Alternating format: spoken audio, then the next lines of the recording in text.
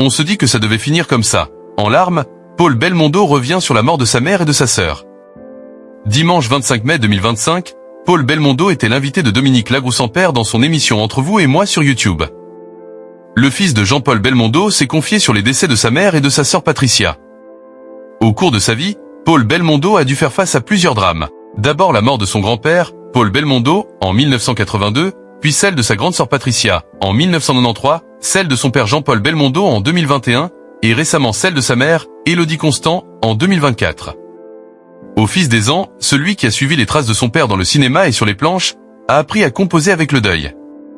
Mais certains sont plus difficiles que d'autres, en témoigne son interview avec Dominique Lagrousse-en-Père dans son émission Entre vous et moi sur YouTube, dimanche 25 mai 2025. L'ancien coureur de Formule 1 revient sur ces drames familiaux qui ont jalonné sa vie.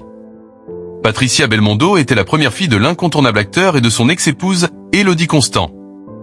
Née en 1953, elle décède en 1993 alors qu'elle allait avoir 40 ans. Ma sœur, malheureusement, est morte dans son appartement suite à un incendie.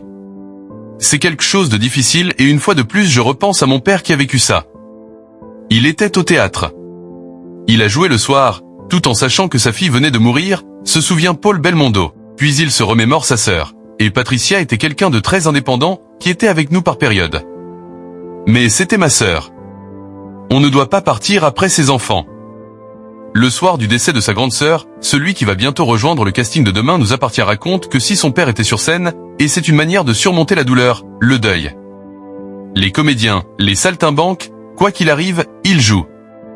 Je pense que ce soir-là, s'il ne monte pas sur scène, sa souffrance aurait été encore plus forte.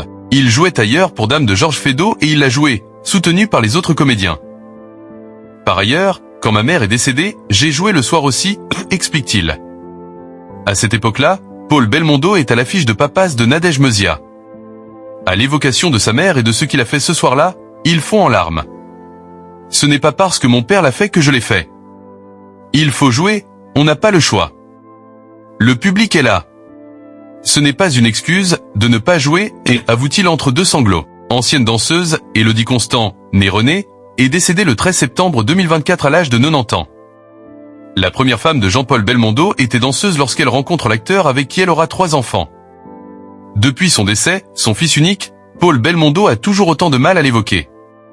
Si ce n'est pour dire que c'était quelqu'un d'incroyable.